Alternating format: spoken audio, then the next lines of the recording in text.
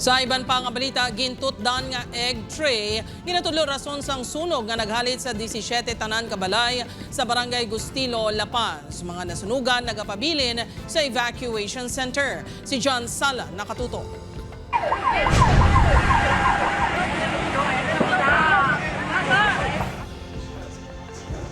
Hindi sa gihapon makapati ang iloy nga si Joy nga wala gid sila sa may nasalbar sa ilabalay kahapon matapos nagluntad ang sunog.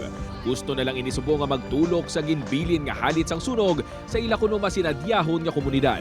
12 ka mga balayang naubos lamon sang kalayo samtang 5 naman ang partially damaged. Amat-amat na nga nagabangon ang mga nasunugan. Kay nasang aga nagtipon ang pila sa ila sang pwede pa mapuslan sa mga nabilin sang sunog.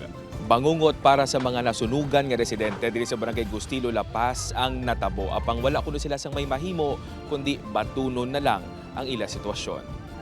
Wild mo balik sa umpisa eh. Pero mga upod ko din, dala na lang sa kadlaw, tikay ko ni pasubuan mo pa na, huwag ka man dyan po may mo. Temporaryo anay nga nagapuyo sa barangay hall kag daycare center ang mga nasunugan. Sunod sa punong barangay 19 ka mga pamilyang naapektuhan. Natumod naman sang barangay kag sang Bureau of Fire Protection ang ginhalinan sang sunog. Santo sa ilang investigasyon naghalin sa balay ni alias Leo ang kalayo. Ginatudlo nga napabayan niya nga gintutdan nga egg tray ang ginhalinan sang kalayo. Unattended lighting of egg tray to drive away mosquitoes. So, amo na siya amon ginasundan na lead.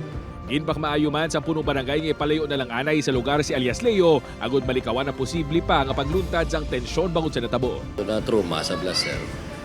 Balikin padala ko na lang sa simbahan sa Iglesia ni Cristo kay do gapangayo man sa bulig siyempre kilulbaan sa blood sanda may ato nga isa ka tawo nga do anaon sa blang anon tanya serte amo tong pinsahan ko na lang padala ko na isa simbahan. Nagapanawagan naman ang mga nasunugan sang bulig ilabina sa mga gamit sa pagpatukod liwat sa ilang mga balay kag bulig pinansyal. Upod kay Hans Desierto, John Sala. 1 Western Visayas.